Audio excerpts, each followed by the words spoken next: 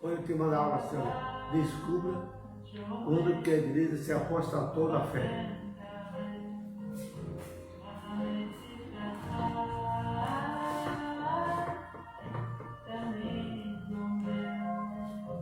Boa noite a todos. Shalom, shalom. Estamos nos preparando para mais um mergulho nessa aula maravilhosa.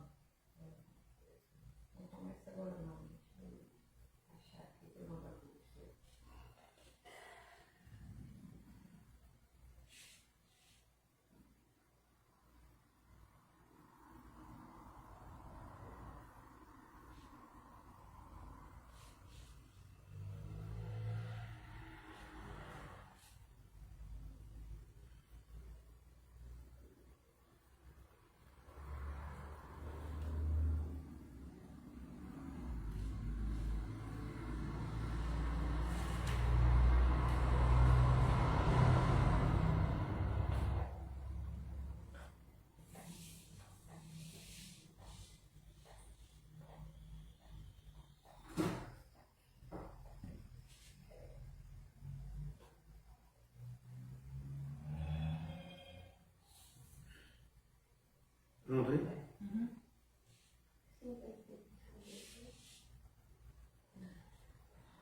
Então, amados amigos, irmãos que estão do outro lado da telinha, fala contigo o Moreno Wilson da Escola Alefitável, hoje com um tema maravilhoso, o selo de Deus, a verdade. Haja visto que Pilatos perguntou para o próprio Yeshua o que é a verdade. E você imagina que nem Pilatos sabia o que significa a verdade. Hoje nós vamos aprender que a verdade é o selo de Deus. Mas como identificar esse selo de Deus na Bíblia? Hoje a gente tem essa oportunidade de aprender. E tem mais uma, queridos. O fato da profecia que a igreja iria se apostatar da fé, afastar da fé, quando que ocorreu esse episódio? Vamos aprender também sobre isso aí. Da religião, deixo um abraço para todos. Que o Ruach HaKodesh, o Espírito Santo, possa se tomar os caminhos, que sejamos iluminados e viemos aprender. Essa aula tem o objetivo de de elevar nossa espiritualidade e conhecimento, somar com o seu ministério, tá? Não é dividir, ele é diminuir, é multiplicar, somar com o seu ministério. Então seja bem-vindo, não esqueça de deixar seu comentário, tá? De compartilhar, por favor. Vamos ler aqui em 1 Timóteo. A leitura será feita pela aluna aqui, a Juliana. Tá? 1 Timóteo 4, de 1 a 3. Vamos ver o que é que está escrito, por favor. Aí. Shalom para todos. É a apostasia nos últimos tempos. Apostasia. Apostasia nos últimos tempos. Mas o Espírito expressamente diz que nos últimos tempos apostaram alguns da fé, Se apostatarão, dando ouvidos a espíritos enganadores e a doutrinas de demônios, pela hipocrisia de homens que falam mentiras, tendo cauterizada a sua própria consciência, proibindo o casamento e ordenando a abstinência dos manjares que Deus criou para os fiéis e para os que conhecem a verdade, a fim de usarem deles com ações de graças. Porque toda criatura de Deus é boa, e não há nada que rejeitar sendo recebido com ações de graças. Porque pela palavra de Deus e pela oração é santificada. Obrigado.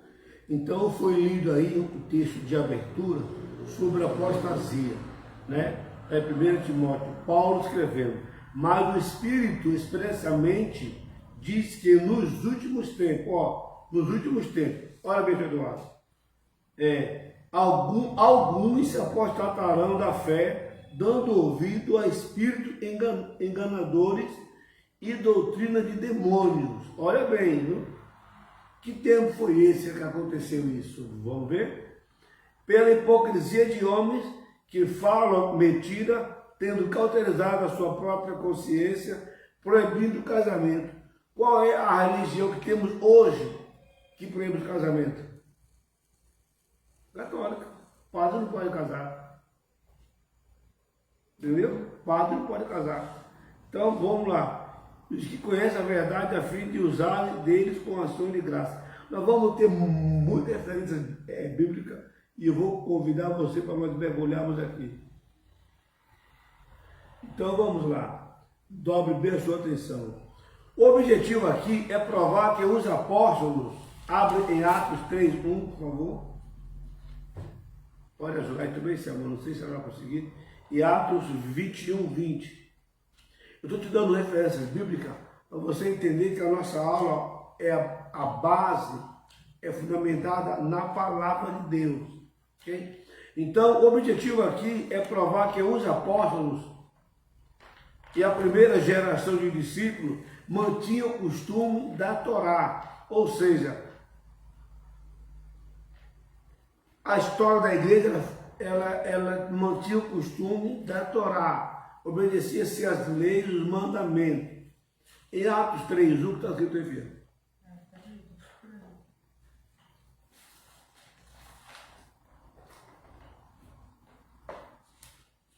Ei, Samuel, aqui que dá uns morros, Samuel aí.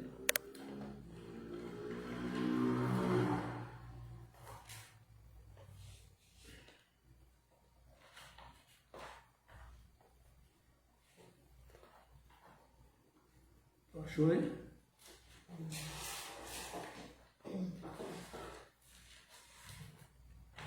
Certa ocasião, Pedro e João entravam subindo ao templo na hora da oração, isto é, às 3 horas da tarde.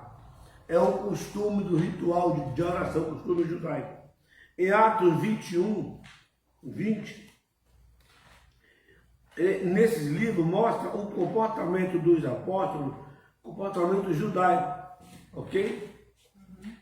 Então, vê, irmão, uns milhares de judeus que crê e todos são zelosos da lei.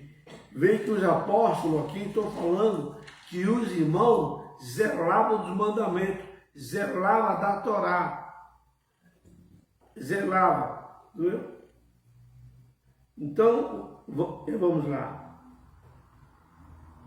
Até o assédio dos judeus nos tempos de Adriano, houve uma sucessão de bispos em número de 15, todos eram os hebreus. De origem da igreja eram todos compostos por fiéis hebreus. No período 15, o ano 135 depois de Cristo, até ali, a cúpula da igreja formada por esses hebreus. Então, a base sólida era de fato os mandamentos, era a lei, era a Torá. Qual foi a fase da confusão? Qual foi a fase? Você está entendendo? Qual foi a fase? No século XV, ainda eram os discípulos que dominavam o sistema da igreja em cima da lei, do mandamento. Aqui, o imposto, a fase da confusão romana vinha em uma única religião. Aqui se prova para o mundo exterior, cristãos e judeus eram indistinguíveis pelo costume. A vida dos 12 de Cesareia. O imposto judaico foi cobrado com o maior rigor, não apenas os que viviam como judeu, sem confessar sua religião, mas também aquele que, ocultando a origem, não havia pago as taxas. Ou seja, era proibido, quando começou a tirar o sistema da igreja da mão dos apóstolos, que veio para o sistema pagão, era proibido os costumes judaicos. Pegaram o homem com 90 anos e fez ficar nu, para ver se o homem estava circuncidado, para provar que não tinha mais costume judeu. Olha bem, viu? Nossa. Olha bem. Como os cristãos gentios não eram circuncidados, mas guardavam o sábado e a dieta, naquele tempo, eles guardavam o Shabat.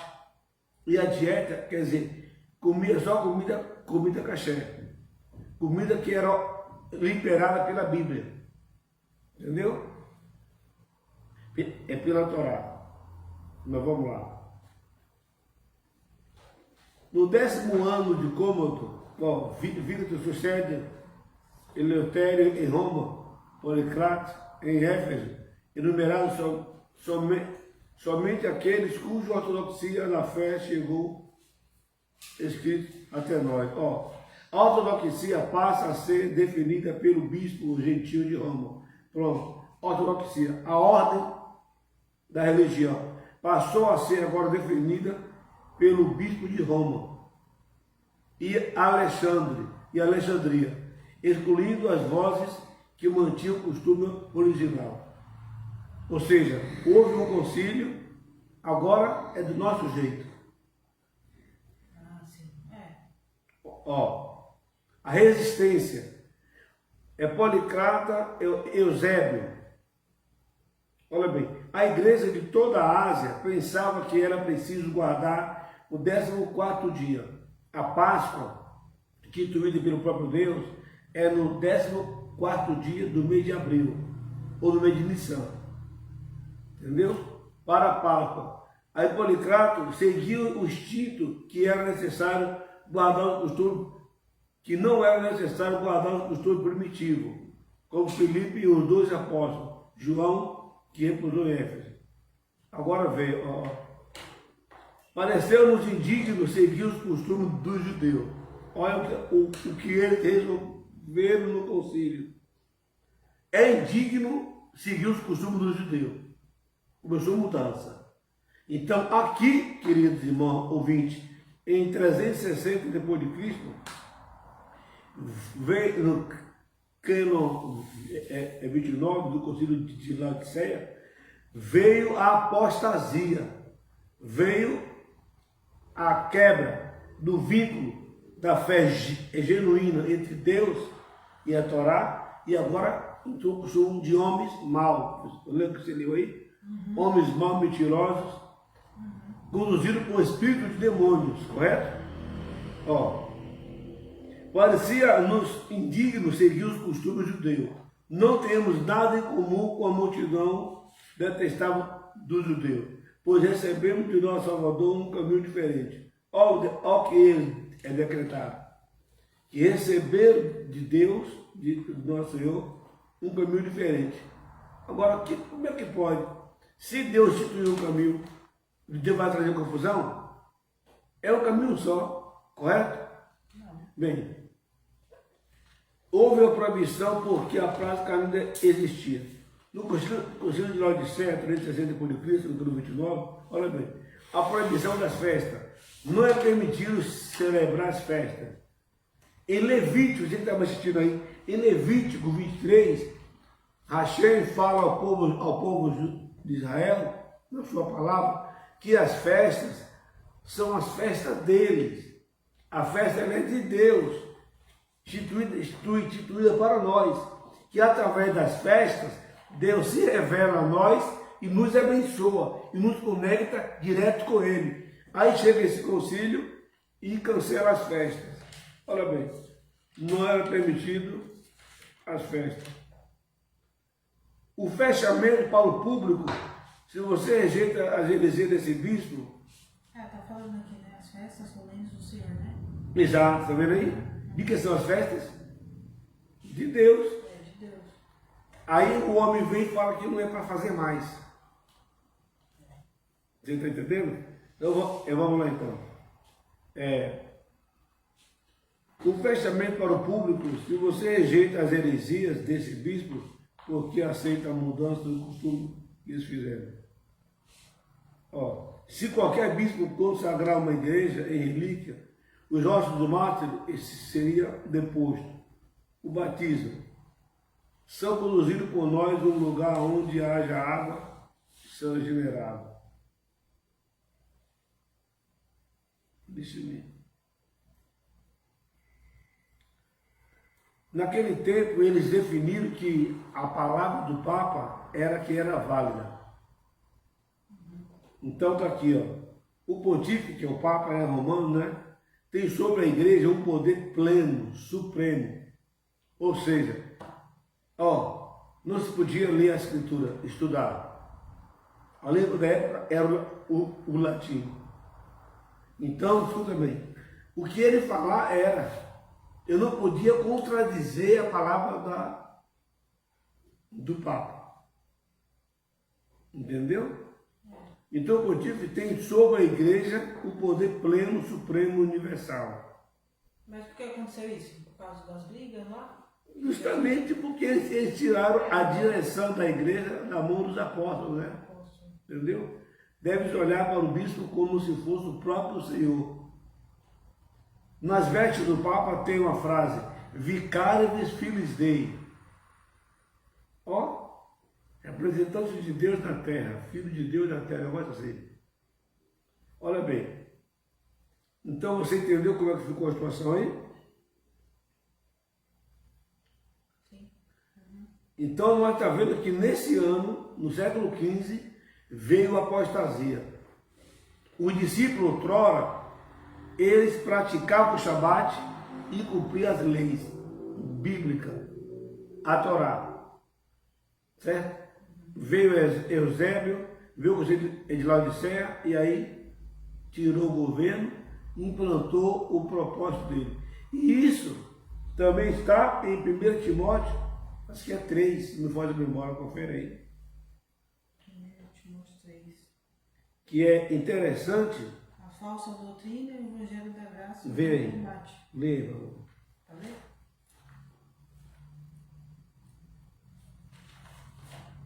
É 1:3, né? confere aí também.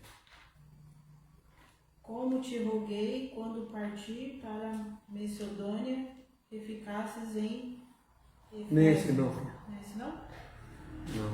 Mas tá aqui, falsa doutrina. Evangelho. Mas tem um aí que é mais.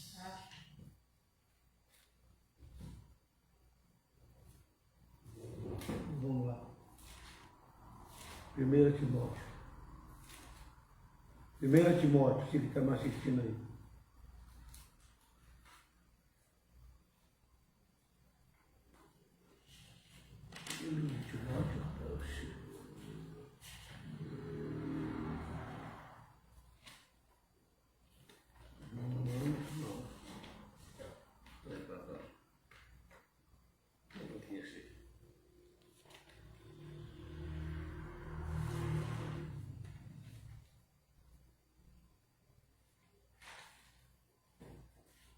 É na segunda, viu?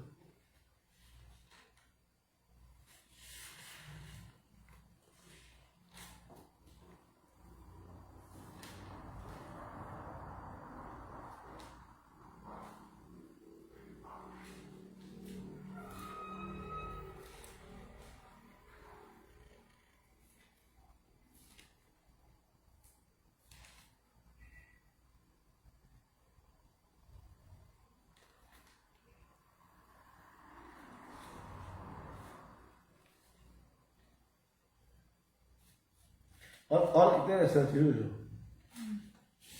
Eu vou pegar aqui para você ver.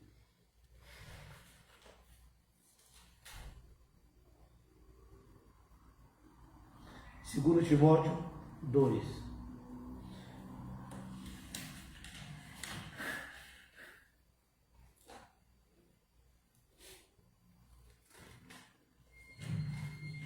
Eu estou trazendo para você aí, querido, o ano em que houve a apostasia.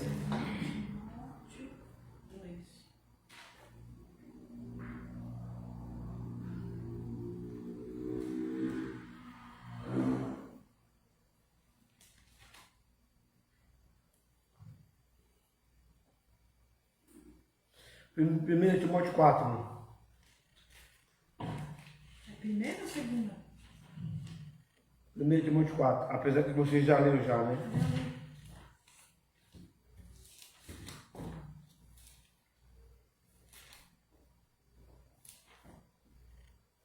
Depois eu mostro aqui então. E que ele cita o espírito deste homem, do anticristo, sabe, que vai governar. E ele cita 18 características. 18 vai dar quanto? 666. Entendeu? Então é interessante. Mas vamos agora aqui, por favor, aqui. Bem, se você entendeu, eu ficarei feliz. Eu te mostrei o ano 1000, do século XV, quando houve a manifestação da apostasia. Tá? Agora vamos estudar aqui no profundo sobre o selo de Deus. Abra em Jeremias 10:10.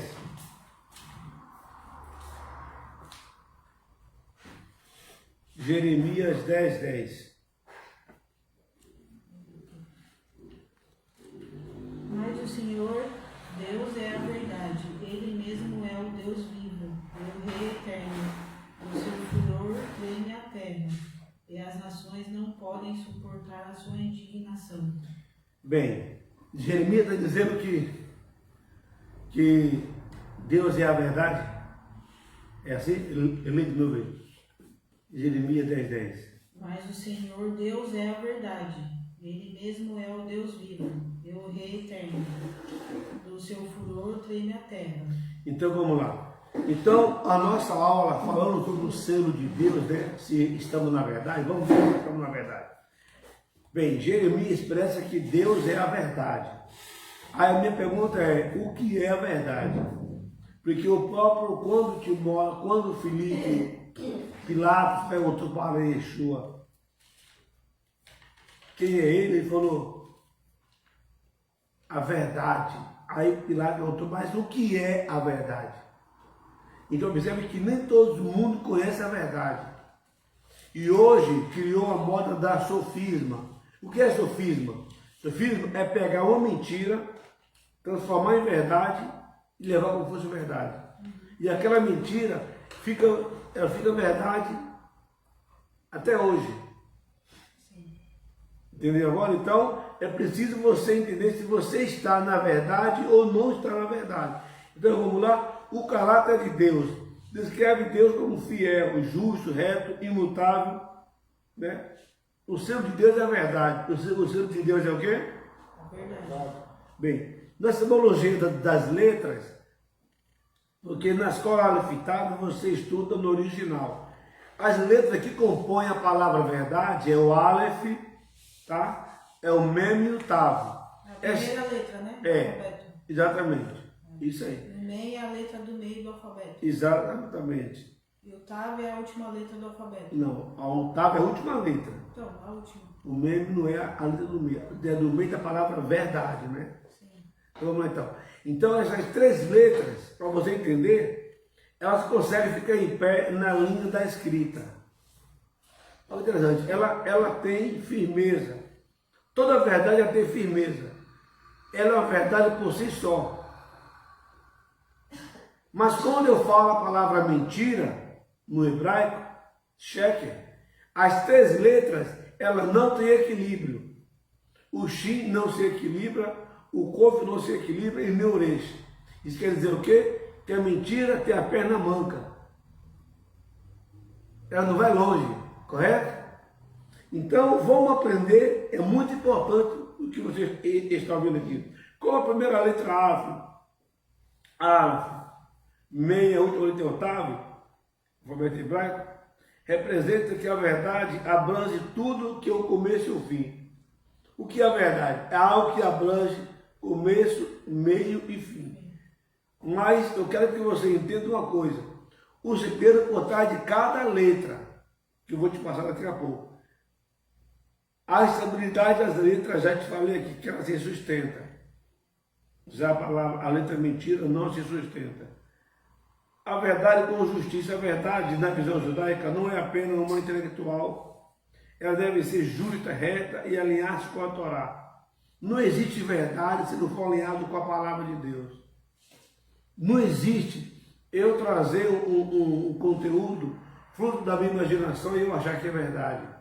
Toda verdade tem que ser embasada na palavra de Deus.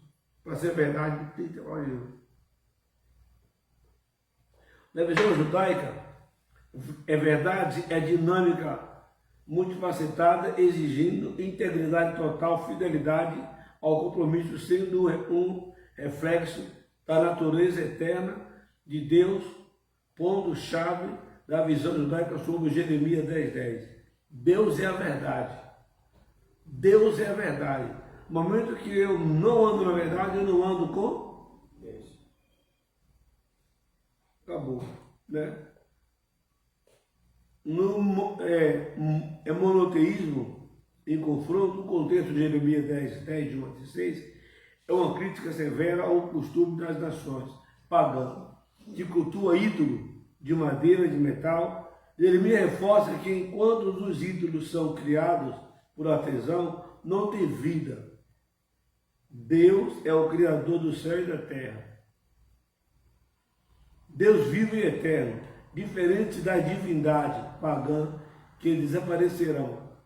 Que são falsas, né? Exatamente. Se você for ler lá em Salmo 15, o Davi, ele expressa o seguinte, que o Deus dele tem olho, mas não vê, ouvido, mas não ouve, mão, mas não apalpa, pé, mas não anda, e nenhum som sai na sua boca.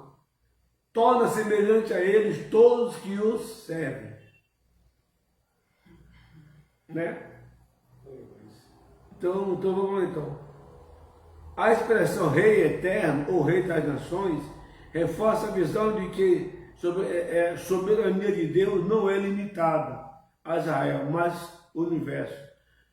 Embora Israel tenha uma aliança especial com ele, a terra treme. Ele acabou de ler aí. Indicação divina. O poder de Deus é descrito de forma tremenda, indicando que as nações não suportam a sua indignação, enfatizando a sua superioridade e controle. A mensagem central de uma exortação à casa de Israel para não seguir os costumes pagãos, nem temer superstições ou sinais celestes, confiando apenas no Criador. Ou seja, se nós sabemos lá em Número, quando Balaque contratou Balaão para amaldiçoar Israel, ele falou assim, que contra esse povo não vale encantamento. Em outras palavras, macumba não pega, e quem crê que Deus é verdadeiro e é único e é poderoso. Entendeu, filho? Contra Deus não vale encantamento. Alguns têm Deus como um velhinho das barbas brancas sentado com o pau na mão. E não é isso. Deus é o universo. Deus é o universo. Deus é o ser supremo, tá? Que está no controle de tudo e de todos. Ninguém pode acrescentar um palmo de nossas vidas. Ninguém. Ele pode falar o seguinte, eu vou te dar mais 15 anos. E pode falar, não, eu não vou te dar mais ano nenhum e você vai embora. Uma vaidade enganosa, né? Exatamente. Por gentileza, vamos mergulharmos aqui agora no mais profundo agora com todo mundo aí, né? Por favor, Isaías 44, 6, que pode abrir, por favor. Lembrando a você que na escola Aleph Tav, nós estudamos com o método da gematria, que foi criado pelos sábios para o estudo do Talmud e estudo de Torá. Então, é preciso você compreender que você vai ouvir letras, que são números, e números de letras, e vai nos trazer a resposta da mensagem. Isaías, achou? 44. Achei. Isaías 44. 44? 6.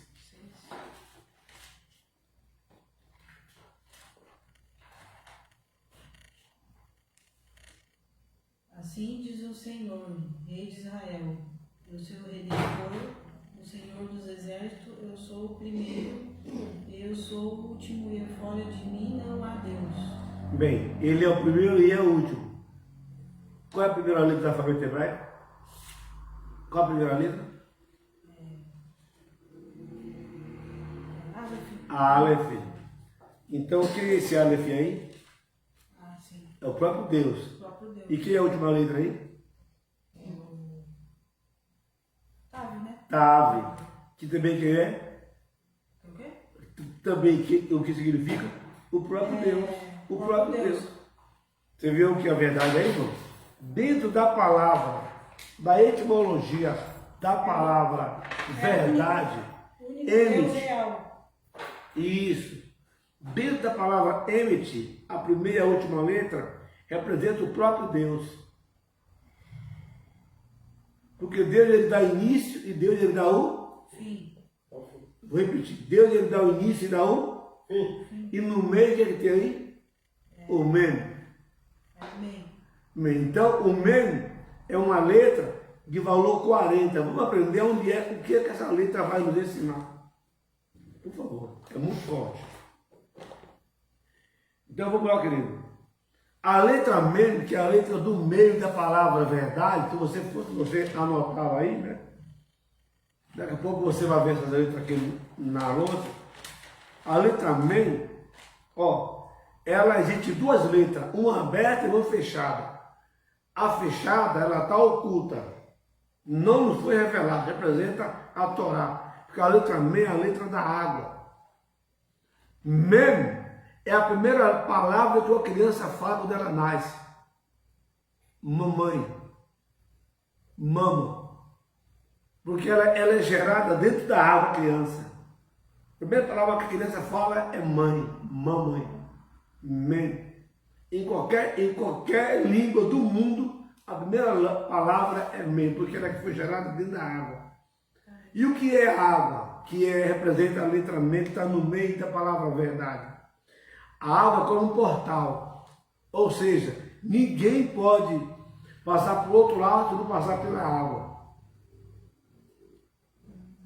E o que é a água? A água é a palavra de Deus. Então eu não consigo chegar do outro lado se eu não passar pela a palavra de Deus. Ser lavado pela palavra. Então isso é muito importante você aprender isso aqui. Bem, e ele aberto é a Torá revelada. Ou seja, é a água revelada. Então vamos lá então. Na astronomia, olha que lindo, gente. Na astronomia, a imensão acontece quando um astro oculto pela sombra do outro, enfim, quando nos imergimos nas águas, ó, no meme, está no meio, tá?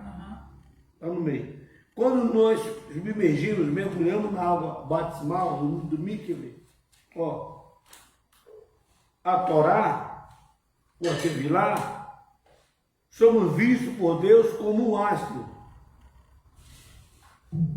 Como um astro. Sendo escondido na sombra do astro maior, que é o próprio Deus. Quando eu mergulho na palavra, na verdade, eu estou sendo como um astro. Aí é por isso que no Salmo 91, como está escrito aí? Aquele que habita no esconderijo dos Altíssimos, a sombra descansará. Então, esse onipotente é o Criador. Quando eu mergulho, a sombra dele me guarda. Baruch Hashem? Entendeu? Fala Baruch Hashem aí. Baruch Hashem. Isso aí, aprendemos. Vamos lá. Abre Gênesis 1:9.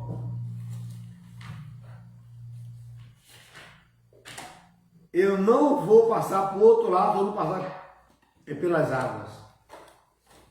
1:9, ele é para mim. E disse Deus: ajunte-se as águas debaixo dos céus, num lugar, e aparecerá a porção seca. E assim foi. Bem, na nossa tradução, colocaram ajunte-se. No original é alinha-se, alinhamento. A água é para nos alinhar. A água é para nos alinhar com Deus. Então, em Gênesis 1:9, Deus já fala do batismo, que no original é Mikveh, que significa esperança.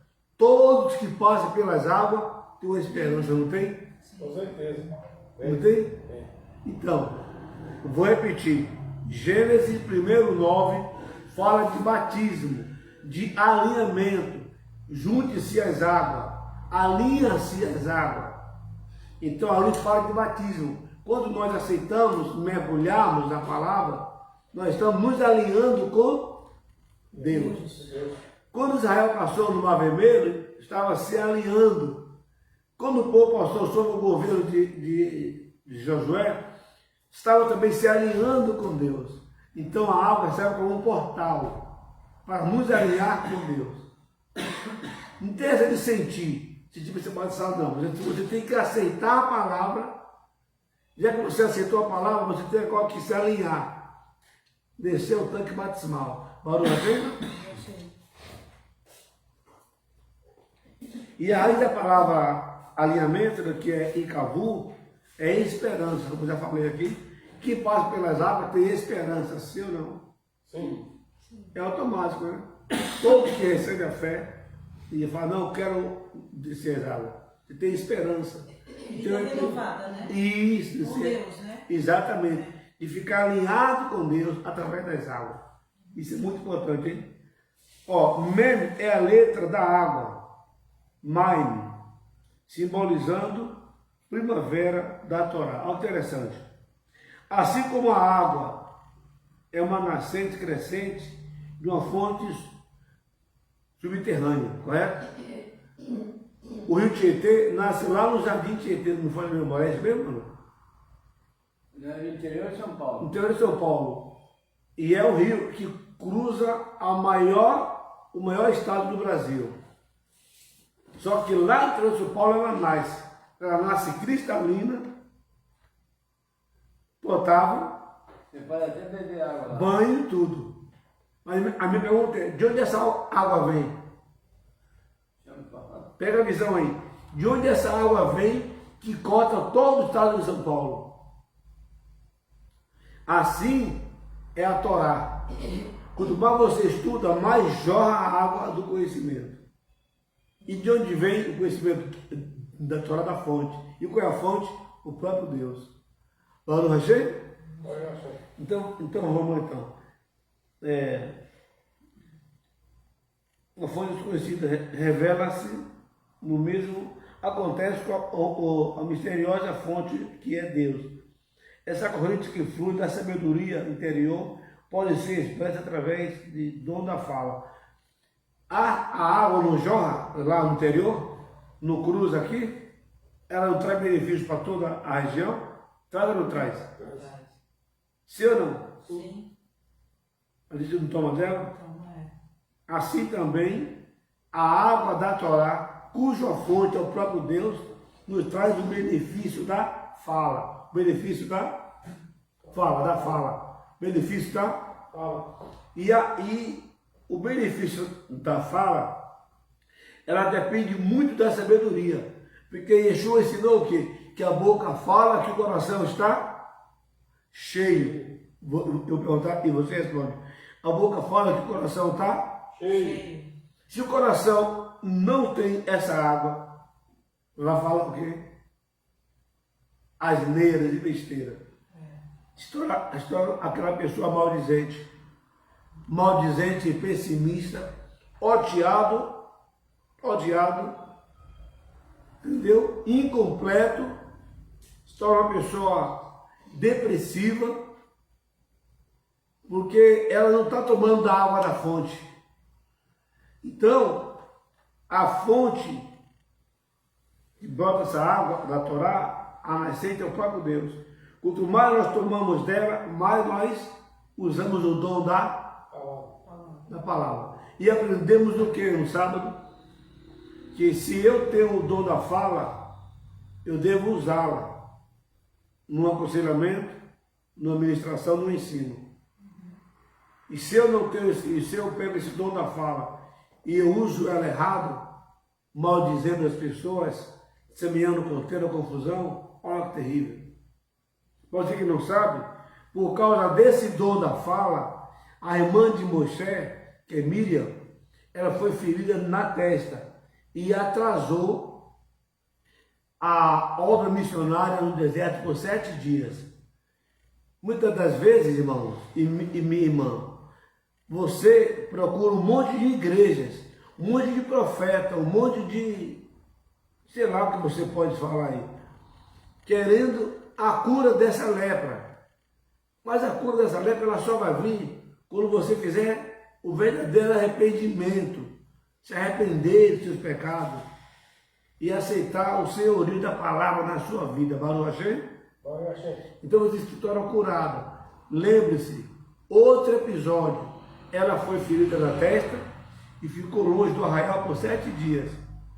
Mas 3 homens, Dotã, Corã e Abirão, se reuniram e usaram o dom da fala para afrontar Moisés. A ira de Deus foi tão grande, olha bem, o dom da fala foi tão grande que a terra abriu e engoliu eles e 250 pessoas. Aqui eu apelo porque muitas famílias estão sendo engolidas pelas maldições, pelas doenças, pelas mortes, porque estão com essa lepra, não estão sabendo falar, não têm o dom da fala. Aproveite o ensejo, procure estudar, mergulhe na verdade. Lembre-se, a palavra verdade, eu vou te mostrar agora na lousa. No meio está a palavra, que é mem. Você precisa passar pela palavra para adquirir sabedoria e vencer e salvar a sua família. Baruch Hashem? Vamos colocar aqui em pé e me acompanhe, por favor.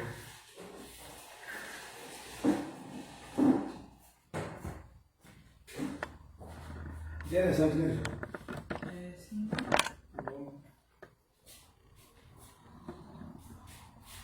Agora eu vou te mostrar um pouquinho aqui sobre esse segredo aqui, que é de grande importância, de grande valia. Você que está assistindo aí, fala, me manda a foto da lousa, eu te mando, é só você escrever aí, me manda a foto da lousa que está escrito, aí eu te mando. Ok? Shalom, shalom. Vamos começar aqui, ó. Bem, os 4 estágios da criação. Deus criou o mundo da elevação. Olha interessante, gente.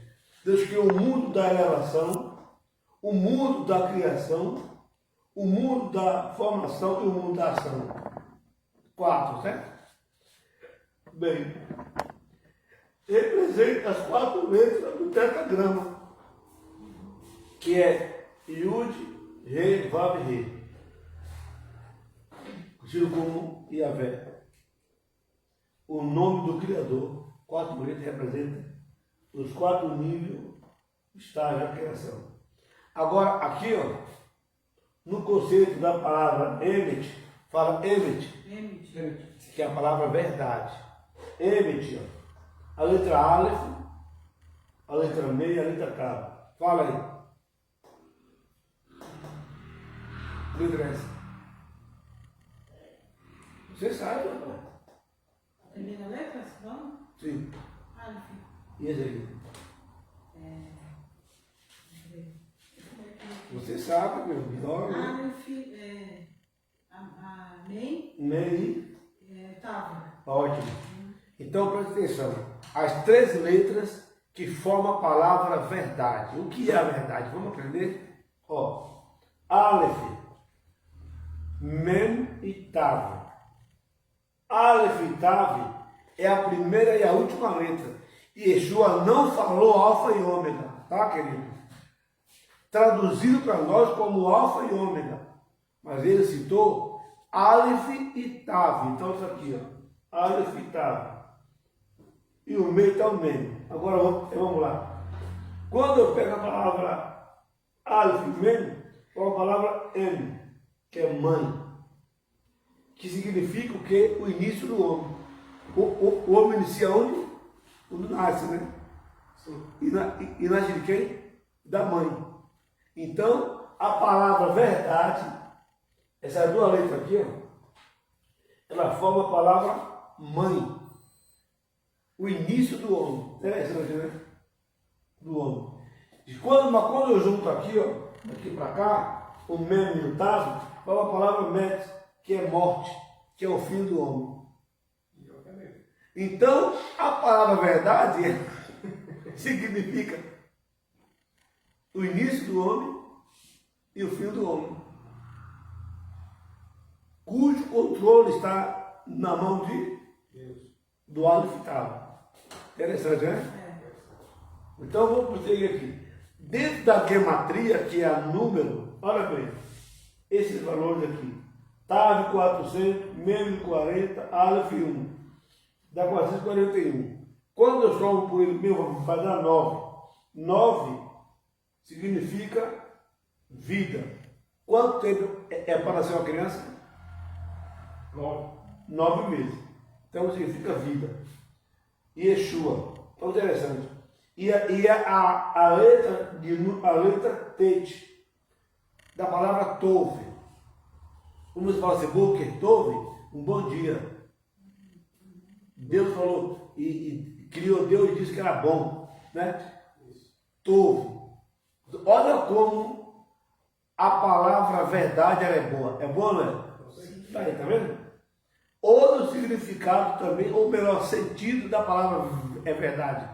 É boa. Falar a verdade é bom. A verdade é boa. Fala alto, a verdade é boa. Entendeu agora? Então, até no número, ela dá a verdade é boa. Mas quando eu pego o 9, que eu... Aqui está o 9. Eu coloco o contrário, ele vira quanto? 6, né? Exato. Não é isso? Isso mesmo. Então, quando eu pego a palavra mentira, tem também escrito sheker, que é o que interessante, ó, tá vendo? Tá vendo aqui? Ela fica em pé na linha, tá vendo? Ela tem apoio, tá vendo? A verdade, ela fica em pé na escrita. A verdade, ela tem consistência. Isso é para falar a verdade. Exatamente. Mas a mentira, as letras, elas não ficam em pé. Ó. É o Shin, Kof e o Resh, Sheker. Não fica em pé. Porque a mentira não tem consistência. A mentira tem perna curta. Uma hora te pegam lá na esquina. Então não pode mentir. Entendeu? Agora, qual o valor numérico da palavra mentira? 6. É 600, no final 6. Então, toda vez que eu pego a verdade de Deus, ó, transformando a mentira, vira que número? 6. 6. E 6 é o número do homem.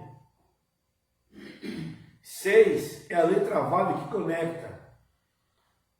6 é interessante você entender também que se eu estou conectado com a mentira, eu estou conectado com a verdade? Não. Sim ou não? Não. Então, se no século XV os homens se reuniram e transtornou a verdade de Deus e jogou nesse mundão aí. Se eu estou seguindo eles e foram os pivôs da mentira, eu estou conectado com a verdade? Não. Fale alto. Não. Você está entendendo, meu amado ouvinte, que está do outro lado da telinha? Então, não é para dividir e nem diminuir, mas para somar e acrescentar. Em 1500, Eusébio e outros, o Conselho de Nicéia, resolveram tirar todos os costumes judaicos e criar uma igreja no estilo deles. Ou seja, eu vou mesclar aqui a mentira. Qual foi a mentira? O dia do Senhor é sábado, que é o Shabat. Vou falar isso agora domingo. O próprio Deus ordenou comemorarmos as festas bíblicas. Não é festa de judeu, festas bíblicas. Eles proibiram todos os costumes judaicos. Então eles tiraram a verdade e plantou a mentira. Pensei que era dos judeus. Não. Festas bíblicas. Não sabia. Entendeu? Então, queridos, reflita nessa aula. Não tem mentira? Então. Reflita nessa aula e busque viver, andar e conhecer a verdade. Que o Eterno, Akadosh Baruch Hu, te abençoe, te fortaleça, possamos estar juntos cada vez mais. Um abraço. Espero ter sido luz no seu aprendizado. Shalom, shalom.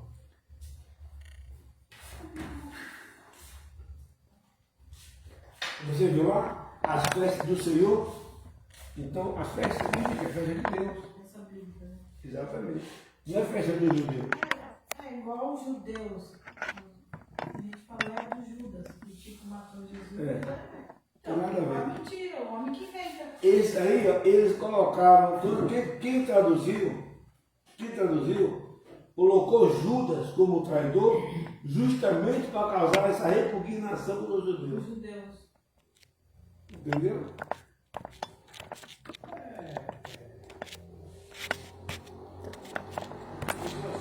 Tipo assim, gostei da vida, né? Tipo assim, Você tem fechado. Bem, e como eu disse, né? Será que estamos na verdade? Só para completar esse vídeo, estou compartilhando com você mais uma mentira em que o Ocidente abraçou e traz para a sua vida. Isso é muito triste. Bem, eles alegaram, né, o concílio, que Yeshua ou Jesus morreu na sexta-feira. Bem, se você fizer a conta, sexta-feira para sábado é um dia, sábado para domingo é 2, domingo para segunda é 3. Então Jesus tinha que ressuscitar na segunda-feira. Isso quer dizer que Jesus não morreu na sexta-feira, tá? Para você que comemora a sexta-feira da Paixão, sexta-feira santa, é engano, é mentira. Então sai da mentira. Está lá em Apocalipse. Né? Sai dela, povo meu. Bem, Jesus ele morreu na quarta-feira, ressuscitou no sábado, no Shabat. Shalom. Shalom.